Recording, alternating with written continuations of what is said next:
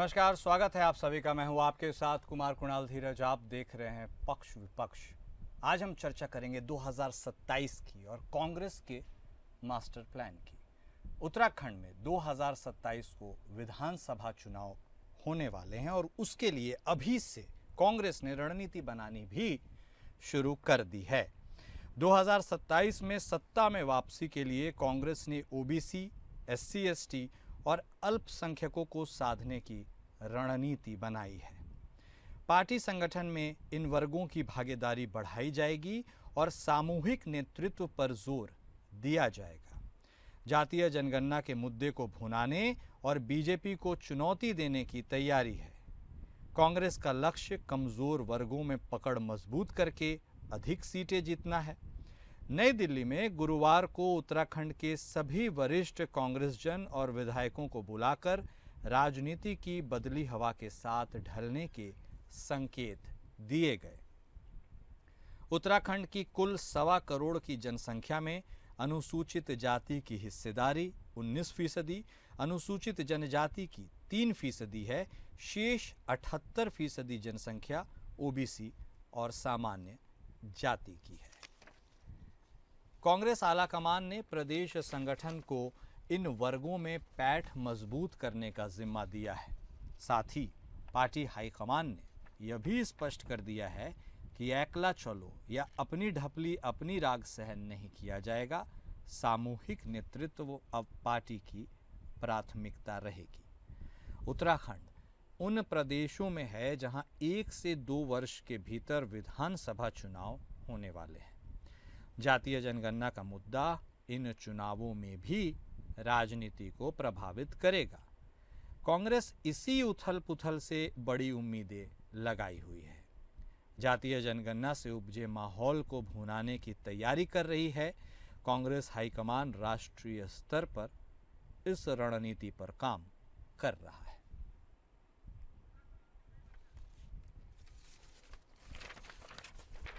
और 2027 के लिए क्या कांग्रेस का यह मास्टर प्लान चलेगा? क्या जमीन पर जो रिजल्ट की उम्मीद की जा रही है वह देगा? इसी को जानने समझने की आज हम कोशिश करेंगे। अपने चर्चा की हम शुरुआत करते हैं। हमारे साथ हमारे खास मेहमान जुड़ चुके हैं। भारतीय जनता पार्टी के तरफ से बतौर नेता हमारे साथ सुधीर जोशी साहब जुड़ चुके हैं।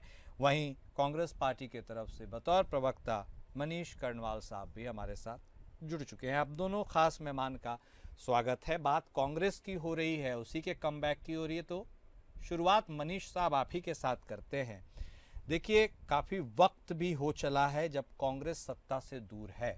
ऐसे में उस एनर्जी को, उस समीकरण को सही रास्ता दिखाना जिससे सत्ता में वापसी की जा सके, यह कितना चुनौतीपूर्ण होने वाला है। और जो आप ये नए फॉर्मूले पर उत्तराखंड में चल रहे हैं, इसका स्ट्राइक रेट कैसा होगा, कितने आश्वस्त हैं आप? ओपनिंग कमेंट आप ही से, मनीष साहब।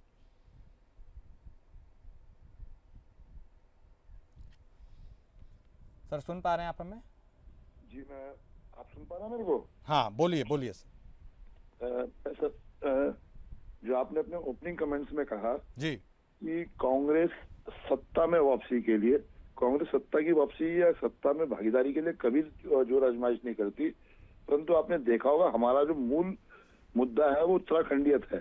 हमारा मूल मुद्दा है कि पलायन कैसे रोका जाए। उसमें हमने जो अब पिछले 10-12 सालों में जो हमने मेहनत करी है उसका फल दिखाई देना शुरू हो गया है।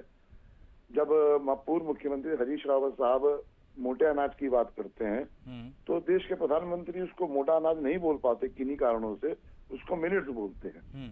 अभी आपने देखा, हमने काफी समय से हम जो उत्तराखंड के उत्पाद हैं जिसका श्रेय सारा हरीश रावत जी को जाता है, जो उन्होंने इतना नेशनल इंटरनेशनल को मैसेज क्लियर कर दिया है। अब काफल की चर्चा आपने सुना होगा कि जो हमारे कृषि मंत्री हैं वर्तमान भारत सरकार के, वो भी इसकी चर्चा कर रहे हैं। तो हमारा मूल उद्देश्य जो था कि उत्तराखंडियत को जन जन की भावनाओं में पहुंचाना, जिससे पलायन जो है रिवर्स हो सके। रिवर्स पलायन तभी होगा जो हमारे प्रोडक्ट हैं पहाड़ के, जो चीजें हमारे को नेचुरली मिली हुई हैं, अगर हम उन चीजों का ब्रांडिंग करके उनको बाजार में बेच सके। अब आपने देखा कि यहाँ पे देहरादून में 600 रुपए फुट किलो जो है काफल बिका है। मंडवे का रेट क्या हो गया है? तो हम लोगों ने निश्चित रूप से जो हमने एक अपना टर्फ तैयार किया था वो टर्फ अब बहुत मजबूत हो गया और अब उत्तराखंड की जनता ने कांग्रेस का साथ दिया, कांग्रेस को अपना आशीर्वाद दिया, कांग्रेस को अपना समर्थन दिया। तो निश्चित रूप से जिस चीज पे हम लोग विपक्ष में रह के भी बढ़िया तरीके से काम कर रहे हैं, सत्ता में आएंगे तो बहुत सारे संसाधन इस तरह से प्राप्त होते हैं कि हम उसको बढ़िया कर सकते हैं और रिवर्स पलायन करके जो हमारे भूतिया गांव होते जा रहे हैं उन सबको भूतिया गांव से खत्म कर सकते हैं और एक अच्छा रोजगार का साधन हमारे युवाओं को मिल सकता है। मनीष साहब, सत्ता में तो आना जरूरी है ना। विपक्ष में रहते हुए आप केवल सहयोग कर सकते हैं, आप उन कामों को अमली जामा तो नहीं पहना सकते हैं। इसके लिए सत्ता में तो आना जरूरी होगा, आपको वह सत्ता चाहिए भी, बिना पाए कैसे होगा? बिल्कुल, मैंने यही कहा कि हमने अपना एक टर्फ तैयार कर लिया है। हम चाहते हैं कि जनता हमारे को आशीर्वाद दे जिससे कि हम सत्ता में आ सके। और जो हमने एक उत्तराखंडियत की भावना जो लोगों में जगाई है, जो हमारे उत्पाद जो है वो देश विदेश में अब पॉपुलर होना शुरू हो गए हैं, तो निश्चित रूप से अगर हमारे को मौका दिया जाएगा तो जो हरीश रावत जी के दिमाग में, जो कांग्रेस जनों के दिमाग में जो प्लानिंग्स है उसको हम इम्प्लीमेंट कर पाएंगे। वो सत्ता में आगे ही कर सकते हैं। सत्ता में आने का मौका दिया, हम उसको इम्प्लीमेंट करेंगे। निश्चित रूप से इससे बहुत बड़ा रोजगार उत्तराखंड को मिलेगा, रिवर्स पलायन होगा, हमारे भूतिया गाँव जो है फिर से जो है जनता उसमें रहना शुरू करेगी। ठीक है जोशी साहब, रुख अब आपका करेंगे इस सवाल के साथ कि आप कांग्रेस की इस प्लानिंग को, जिसका जिक्र मनीष साहब कर रहे हैं, उसको कितना बड़ा थ्रेट, चुनौती या कंपटीशन मानते हैं या मानते ही नहीं है? देखिए, पहले तो मैं इसको सिरे से नकारता हूं कि कांग्रेस पार्टी कह रही है उत्तराखंडियत की बात। कांग्रेस पार्टी वो पार्टी है जो कि उत्तराखंड बनाना ही नहीं चाहती थी। और आप सब लोग जानते हैं कि भारतीय जनता पार्टी की देन है कि उत्तराखंड राज्य बना और 9 नवंबर 2000 को इसकी स्थापना हुई। और ये उत्तराखंड की बात करते हैं, इनके जो नेता हैं वो क्या करते थे ये आप सब लोगों को मालूम है। और दूसरी बात ये कह रहे थे अभी कि प्रधानमंत्री नरेंद्र मोदी जी मोटा अनाज बोलने में उनको दिक्कत है। अरे भैया, आपको ये जानकारी जरूर होनी चाहिए कि मिलेट्स के बारे में इंटरनेशनल मिलेट्स दिवस भी मनाया जा रहा है पूरी दुनिया के अंदर। और पूरी दुनिया के अंदर देश के प्रधानमंत्री ये मैसेज दे रहे हैं कि जो मोटा अनाज है, जो कितना स्वास्थ्य के लिए कितना फायदेमंद है, उसके बारे में देश के प्रधानमंत्री जी कह रहे हैं। और ये बात कह रहे हैं कि काफल के बारे में बात कर रहे हैं। देखिए, वो तो हमारा पहले से ही हमारा पहाड़ी फल है। और दूसरी बात यह है कि जब सब लोग माइग्रेट कर चुके होंगे तो जो चीजें अभी ये 600 रुपए की बात करते हैं वो चीजें तो कई 1000 रुपए में भी बिक जाएंगी। लेकिन हम ये बात करना चाहते हैं कि पहाड़ पर किस तरीके से आज सरकारें कैसे काम कर रही हैं। कि आज आप लोगों ने देखा होगा, जैसे होम स्टे की बात सरकार ने की। आज बहुत सारे लोग, अभी आप देखेंगे छुट्टियां मनाने के लिए सब लोग जाएंगे और ये सब चीजें बिल्कुल सड़क पर हैं। आप देखेंगे कि आज किसने बड़े स्तर पर, देखिए, शुरू करना और उसको अमली जामा पहनाना, उस पर एक बड़ी बात है। अमली जामा पहनाने का काम करना, उसको धरातल पर उतारने का काम भारतीय जनता पार्टी ने किया। और अभी आप लोग देखेंगे गर्मियों में, अभी देखिए टूरिस्ट कितनी बड़ी संख्या में आज पहाड़ पर है, पहाड़ चढ़ने की कोशिश कर रहा है, चाहे जहां से भी आप लोग देखना चाहेंगे। तो आज सब लोग चाहते हैं शांत व्यवस्था, शांत वातावरण। तो आप चाहे लैंडस्टोन से लेकर के आप चाहे नीची माना तक चले जाइए, जो होम स्टे बने हैं, चाहे कुमाऊं के अंदर चले जाइए, चाहे गढ़वाल के अंदर चले जाइए, और सब जगह अगर आप लोग देखने की कोशिश करेंगे तो आपको लगेगा, पता चलेगा कि आज पर्यटन के दृष्टिकोण से भी और तीर्थाटन के रूप में भी कितना विकसित उत्तराखंड हुआ है। और यही वो कारण है कि आने वाले समय में फिर से लोग भारतीय जनता पार्टी को चुनने वाले हैं 2027 में। कांग्रेस पूरे देश भर के अंदर खत्म हो रही है, खत्म होती रहेगी। और 99 जो सीटें आई हैं झूठ बोल करके आई हैं, संविधान बदल देंगे और तमाम सारी चीजों पर बात करने वाले थे ये लोग, जो भ्रामक जानकारियां इन्होंने फैलाई और तब जाकर के ये गिरते पड़ते 99 सीटें तो लेकर के आए। जोशी साहब, उत्तराखंड के लिए क्या हो रहा है, क्या किया जा रहा है, वो तो एक अलग बात है। लेकिन आप मुझे यह बता दीजिए कि कांग्रेस अब जो वहां पर पिछड़े हैं, दलित हैं, अल्पसंख्यक है, एक तरह से उन पर नजर रखकर, उनको ध्यान में रखकर आगे की रणनीति बनाने की कोशिश कर रही है। और उसी रणनीति को आप भी बहुत तरीके से अपने पाले में करने की कोशिश करो। ये बाजी कौन जीतेगा? देखिए, अभी बार बार ये कह रहे थे कि जातिगत जनगणना की बात कर रहे थे। देश के प्रधानमंत्री जी ने मास्टर स्ट्रोक इस तरीके से है कि जो जनगणना भी होनी है और जातिगत जनगणना की बात जो देश के प्रधानमंत्री जी ने कहा है कि वो शुरू होगी। तो जो ये बात करना चाहते थे कि किस तरीके से विभाजन करना चाहते हैं आज लोगों के बीच में, ये हमेशा से ही करते आए हैं। एक गरीब आदमी हमेशा गरीब रहना चाहिए और कितना ये दलित, वंचितों, शोषितों को कितना मतलब एक तरीके से शोषण ये करते हैं, ये पूरे सर्वविदित है मतलब। और कांग्रेस पार्टी ने जो 65-70 सालों में किया, ये सब लोग जानते हैं। लेकिन अभी आप लोग 2014 के बाद से अभी तक देखेंगे तो कितने बड़े स्तर पर काम हुए, क्या काम हुए, ये सब लोग जान रहे हैं। हर एक वर्ग के लिए भारतीय जनता पार्टी काम कर रही है। बता दो। हाँ, आ रहे हैं आपके पास मनीष साहब, है आ ना? रहे हैं। जो चलिए काम आप ही कर के रहे हैं, पास आ ये जाते आपको भी हैं। मालूम होगा। हाँ ठीक है है, ना? 1 मिनट जोशी साहब। मनीष साहब, आप अपनी बात जो कहना चाह रहे हैं जरूर कहिएगा, लेकिन मैं आपको एक बात यह भी पूछता हूँ कि उत्तराखंड में अनुसूचित जाति की हिस्सेदारी 19%, अनुसूचित जनजाति की 3% और बाकी 78% में सारे आते हैं, जिनमें ओबीसीज भी हैं और सामान्य भी हैं। ऐसे में आपको लगता है कि जो हवा 2024 के आम चुनावों में चली थी आपके पक्ष में जाते जाते, हालांकि सरकार आप नहीं बना पाए, क्या वह हवा उत्तराखंड में चल पाएगी, दोहराई जा सकेगी? आप जो कह रहे थे वह भी कहिए, सवाल का जवाब भी दे दीजिए। देखिए, मेरे भाजपा के मित्र ने जो अपना पूरा वक्तव्य दिया, उसमें वो अपनी एक उपलब्धि तो बता नहीं पाए। एक का नाम लिया होम स्टे का, जो हरीश रावत जी ने 3.5 साल के केवल उनको मुख्यमंत्री का कार्यकाल मिला था, उसमें उन्होंने इम्प्लीमेंट कर दी थी, शुरू कर दी थी। ठीक है, उसके बाद जो उनके 3-4 मुख्यमंत्री बदले गए, वो उन्होंने उसको बंद नहीं करा। ये अच्छी बात है। नहीं तो भारतीय जनता पार्टी का मूल स्वरूप क्या है? नाम भी देखिए ना, कितने बड़े स्तर पे अभी केदारनाथ मंदिर का जीर्णोद्धार हुआ है, ये आप देख रहे हाँ होंगे। ठीक है, आ रहे हैं जोशी साहब, आपके पास भी आ रहे हैं काउंटर के लिए। एक बार मनीष साहब को कंप्लीट कर लेने दीजिए, बोलिए सर।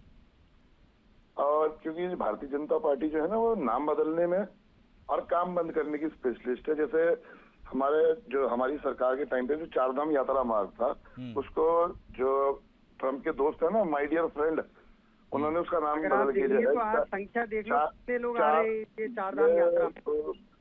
भारतीय जनता पार्टी के लोगों के पास यही समस्या है, उन्हें एक तो ज्ञान है नहीं, अब बीच में कूदना भी है। पहले पूरी जानकारी आप देखिए। अच्छा ठीक है, वो जानकारी जोशी साहब आपके पास काउंटर के लिए आएंगे, आप उसे इलाबोरेट कर दीजिएगा, पहले उनको बोल लेने दीजिए। जोशी साहब प्लीज, लाखों श्रद्धालु आज 4 धाम। 1 मिनट जोशी साहब, आपके पास आएंगे ना, तो जो जानकारी में कमी है रह गई है वो उसे आप ठीक कर दीजिएगा। मनीष साहब कंप्लीट कीजिए सर। भारतीय जनता पार्टी जो नाम बदलने की स्पेशलिस्ट है ना, उसने 4 धाम यात्रा मार्ग को क्या नाम रखा उसका इंग्लिश में वो जोशी साहब बता ही देंगे अभी थोड़ी देर में। तो भारतीय जनता पार्टी के लोग जो है ना, आप बताइए ना। मेरे को तो सर जोशी साहब 1 मिनट थोड़ा सा संयम रखिए सर, आते हैं आपके पास, फिर विस्तार से आप भी बताइएगा। उनको एक बार कंप्लीट कर लेने दीजिए, बोलिए। मेरे को जो कागजों में मूल नाम लिखा हुआ है ना, वो तो मालूम है मेरे को, मैंने बता दिया। उसका नाम 4 धाम यात्रा मार्ग है। बाकी कुछ लोग जो अपने भाषणों में कुछ भी बोलते रहते हैं, हिंदी अंग्रेजी में करते रहते हैं, टेलीप्रॉम्प्टर पे पढ़कर, उससे हमें कोई तकलीफ नहीं है। ठीक है, करिए, आप लोगों का काम यही है। पर जिस तरीके से पिछले 8 साल में एक नीति भारतीय जनता पार्टी का उत्तराखंड के लिए नहीं बता सकता, और देश के नाम पर पिछले 11 साल में एक काम नहीं बता पाएंगे। हाँ ठीक है, वो शौचालय टाइप की कोई योजना बता देंगे कि हमने शौचालय बनाया था। हमारा ईमान कहता है कि हमने यूनिवर्सिटी बनाई, हमने भाखड़ा नागल डैम बनाया, इन्होंने बेचारों ने शौचालय बनाया। सोच ही उतनी है, तो मैं उस पर नहीं जाता। पर ये देखिए कि 11 साल तक जोशी साहब 1 मिनट सर, थोड़ा सा सब्र रखिए, आपके पास आ रहे हैं जोशी साहब। ऐसे दोनों आप साथ में बोलिएगा, किसी का भला नहीं होगा, जनता का तो होगा खराब होगी भैया। अरे जोशी साहब 1 मिनट रुकिए, बोल लेने दीजिए उनको, फिर आपके पास आ रहे हैं। शौच करने नहीं जाएंगे जोशी साहब प्लीज आप बोलिए। मनीष साहब आप प्लीज कंटिन्यू बोलिए। अनामिका शर्मा का फायदा होगा, है ना? हाँ बोलिए आप। अनामिका शर्मा का फायदा होगा ना, यही कहना चाह रहे ना आप? थोड़ा सब्र रखिए। आपके नेता जो है ना, पूरे भारत में इसी काम में इन्वॉल्व पाए जाते हैं लगातार, इसलिए इन चीजों को जबरदस्ती मत लाया कीजिए। सोच रखिए भाखड़ा नागल डैम बनाने की। अगर आप कार्यकर्ता अपने नेताओं को कहेंगे, यहाँ डैम बने, नहीं बनाया, हाइड्रो पावर प्रोजेक्ट बना हुआ है, यहाँ पे सोलर पावर प्लांट लगे हैं अभी। अब आप देखिए सेफ्रन रिवोल्यूशन चल रहा है। जोशी साहब आप सर थोड़ा सा संयम नहीं रख रहे हैं, मैं बोल रहा हूँ। ये बीच में तू में सब बात वक्त भी जाया हो रहा है, जनता को भला नहीं हो रहा है। 1 मिनट सुन लीजिए ना जोशी साहब, कामों को तो आप गिना ही रहे हैं, पूरा देश सुन समझ रहा है। आप एक बार विपक्ष को भी तो सुन लीजिए, उनके भी तो सहयोग की जरूरत है आपको। एक बार सुन तो लीजिए आप। मैं ये कहना, मैं आ रहा हूँ ना आपके पास, आप इत्मीनान से बोलिएगा। प्रोजेक्ट की बात करना चाहते हैं। 1 मिनट रुकिए जोशी साहब प्लीज, ऐसे नहीं सर प्लीज आपके पास आ रहे हैं, उसके बाद आप बोलिएगा। मनीष साहब आप जल्दी से कंक्लूड कर दीजिए, फिर जोशी साहब बेकरार है, उनके पास भी भारतीय जनता पार्टी की। आप बोलिए मनीष साहब।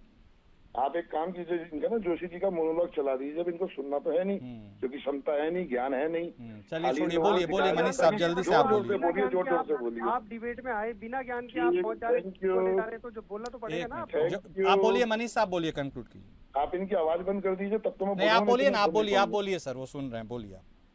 देखिए, आप इनसे पूरा पॉइंट अगर आप सवाल पूछेंगे ना कि 5 उपलब्धियां उत्तराखंड की बता दीजिए, आपने 5 क्या नए यहाँ पे योजनाएं शुरू करी हैं, अरे मैं तो ये बताऊंगा, नहीं मैं बता 5 से पाएंगे। ज्यादा क्या बोलते रहेंगे तो आप ये डिबेट खत्म अब हो रुक जाए जाएगी। मनीष साहब, आप ही अपनी एक मिनट बात रुक जाइए, बोलिए। बोल लीजिए जोशी साहब, बोलिए, आपको क्या बोलना है, बोलिए। नहीं यही बोलेंगे ना, ये तो अब बोलिए ना, अब जानकारी बता आपके देंगे। पास आए तो हैं, हाँ, बोलिए। तो हम ये कहना चाह रहे हैं, ये कह रहे हैं उपलब्धि की बात। आज रेलवे कनेक्टिविटी देखिए आप, आज रेलवे कौन सी बना दी नहीं? केवल कागजों में होती थी, कि केवल अरे कागजों कौन में सी बात नहीं होती बना थी। दी? अरे क्या बना दी, मतलब अभी बन तो रही है, नहीं, काम कौन तो सी चल रहा है बनाई ना है? उसका। कहाँ ये बना काम दी? तो चल ही रहा है इसका। कहाँ आप पे? देखिए, केवल कागजों में बात नहीं होती थी, कहाँ पे, जो कहाँ बात पे? धरातल पे होती थी। आपको हमेशा क्रेडिट कहाँ लेने की पे बात बना दी होती नई है, कांग्रेस हमेशा कनेक्टिविटी? की बात कहती है। जैसे अरे वो बार कनेक्टिविटी बार नहीं वो बना, कहाँ दी? अखिलेश यादव साहब बार बार ये बात करे कि एक्सप्रेसवे किसने बनाए, किसने बनाए, क्योंकि उनको तो ढिंडोरा पीटना है। लेकिन आप भैया, आप ये देखिए कि आज काम चल तो रहा है, रोड कनेक्टिविटी के साथ साथ रेलवे कनेक्टिविटी भी उत्तराखंड को मिलने वाली है। आप देखिए, आज एनआईटी बन रहा है यहाँ पर, उत्तराखंड में एकमात्र एनआईटी है, जो कि भारतीय जनता पार्टी की देन है। अब बताइए, शैक्षणिक संस्थानों में भी देखा जाए तो 31 में से एक एनआईटी अगर आ रही है, तो शैक्षणिक व्यवस्था में बड़ी उपलब्धि है उत्तराखंड के लिए। एम्स जैसे संस्थान है, आप देखिए, ये उपलब्धि है। अगर आपको नहीं लगता है तो वो बात अलग है, लेकिन ये उपलब्धि है इस समय की भारतीय 8 साल जनता में कौन सा नया पार्टी एम्स ये बना? बढ़िया, ये अच्छा काम 8 कर साल रही में है। कौन सा नया एम्स बना? जो 8 बना साल में नया है कौन सा एम्स बना? भाई, प्रदेश भर में कितने एम्स होंगे आप बताइए। तो फिर एम्स का नाम आप ले रहे हो, आप मैंने सुनना बताइए दिया। ना, प्रदेश भर में कितने अभी तो मैं कह रहा हूँ 5 काम नहीं गिना पाओगे आप।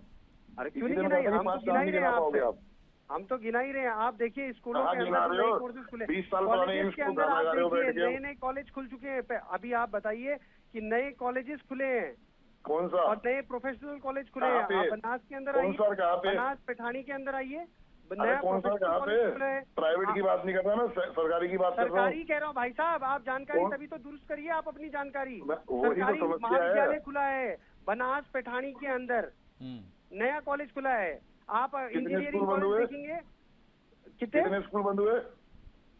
कितने स्कूल बंद हुए। जब बच्चे नहीं पढ़ेंगे तो स्कूल तो बंद करने जरूरी होंगे ना। ये बच्चे प्राइवेट स्कूल में आप देखिए, पढ़ेंगे। क्लस्टर स्कूल की बात कर रहे हैं अब स्टूडेंट। अब ये चाहते हैं सब लोग कि लेकिन cluster जोशी school साहब, education बच्चे होनी चाहिए। पढ़ेंगे नहीं सर, तो आप बढ़ेंगे अभी कैसे? आपने कहा आपका कि तो उत्तरदायित्व है देखो, बच्चों को अभी पढ़ाना, कांग्रेस उसके के लिए साथी ने अभी मोटिवेट एक बात करना। क्या कहा? ये एक्सक्यूज दे कांग्रेस के दीजिएगा सर, साथी ने बच्चे अभी पढ़ एक नहीं रहे हैं बात तो कही, स्कूल का हम शटर गिरा उन्होंने देंगे। एक ये बात कौन कही सा कि न्याय संगत प्राइवेट बात है जोशी कॉलेज साहब? खुला मुझे है। तो ताज्जुब अरे आ रहा है भैया, इस बात आप पे। देहरादून से बाहर निकल करके देखिए, देश दुनिया के अंदर उत्तराखंड में ट्रेवल करने की कोशिश करिए। केवल देहरादून में रह करके कुछ नहीं होगा। आप पहुंचिए ना बनास के अंदर, प्राइवेट सरकारी कॉलेज खुला है वहाँ, कि ताकि वहाँ बच्चे पढ़ पाए। अच्छा ठीक है आप जोशी जाइए साहब, वहाँ आपने गोपेश्वर के बहुत अंदर सारी चीजों को इंजीनियरिंग रेखांकित कॉलेज किया। खुला है, सरकारी इंजीनियरिंग ठीक है कॉलेज ठीक है खुला है, जोशी मनीष साहब, जी। अब तो आपको सुना ना सब लोगों ने। आप मनीष साहब को भी सुन लीजिए, थोड़ा हाँ, सा तो हम वक्त ये है, कहना दोनों चाह के रहे हैं, पास आप हम गोपेश्वर आएंगे। के अंदर जाइए, मनीष देखिए मनीष वहाँ साहब, पर ये जितने सारी बातों को गिनाया जा रहा है, दिखाया जा रहा है, बताया जा रहा है, वो जमीन पर भी है क्या? आप तो विपक्ष बिल्कुल में। जमीन पर है। आप जाइए तो सही गोपेश्वर, देहरादून इनका में नाम- रह करके AC के इनका नाम कमरे में मनीष है बातें क्या? करके। जोशी साहब हो गया सर, आपको सुन लिए सर, किसी और को भी तो बोल लेने दीजिए, उनको भी तो सुन लीजिए। आपने बातों को चलिए, गिनाया, जानकारी इसलिए मैं आ पूरी गया करनी था, है, आउट उनको ऑफ टर्न जानकारी मैं पूरी आपके होनी पास चाहिए आया पहले। था। अब कांग्रेस मैं के आपसे साथी से उम्मीद मेरी बात करता नहीं हूँ है। कि आप थोड़ा सा सुनेंगे भी, यही उम्मीद करता हूँ मैं। बोलिए मनीष साहब, आप बताइए। कल मैं कोसानी से वहाँ आया था, जागेश्वर धाम होते हुए ना रामनगर, तो मात्र वहाँ पे 10-11 घंटे का जाम लगा होता है। ये व्यवस्था तो इनकी इतनी अच्छी है। ये बात मैंने इसलिए बताई, मैंने जाम की वजह से नहीं बताई, मैंने इसलिए बताई कि ये बैठ बोल रहे ना बार बार कि देहरादून में बैठ के मत देखिए, कभी पहाड़ पे भी जाइए। तो इनको जानकारी के लिए बताया मैंने। आपको चाहिए तो मेरे फेसबुक आईडी पे चले जाइएगा, फोटो भी मिल जाएगी आपको उसकी। आज की नहीं, कल की डली हुई होंगी। तो इनको शायद नहीं पता, क्योंकि आज जो है ना, ये जो प्रचारक होते हैं ना, ये विचारक तो होते नहीं, ये प्रचारक होते हैं। इनको क्या क्या कहा जाता है सुबह कि आपको बेटा मालूम आज ही नहीं कि मैं कौन हूँ। आप प्रचारक बोल रहे हैं, आपको पता ही नहीं कि प्रचारक क्या होता है। अब ठीक है, वो तो फिर आपके डिक्शनरी में, आप किताबें, वो तो आप पूरा तो देश हवा को में बता नहीं ही बोलना रहे हैं चाहिए ना कि सर। कौन ठीक क्या है मनीष साहब, आप कंक्लूड कीजिए सर जल्दी से।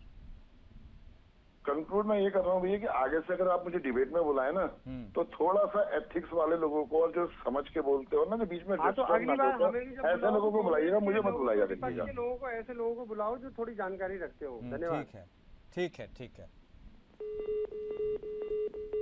चलिए ठीक है, जोशी साहब अब आप ही बोल लीजिए।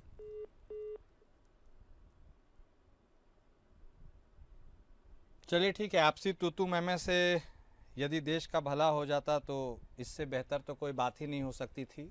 दर्शक भी अब देख ही रहे हैं, समझ रहे हैं, बहुत ज़्यादा बताने की जरूरत नहीं है। बात उत्तराखंड की हो रही थी, कांग्रेस के मास्टर प्लान की हो रही थी। देखना दिलचस्प होगा 27 के नतीजे किस ओर इशारा करेंगे। पक्ष विपक्ष में अभी के लिए बस इतना ही। नमस्कार।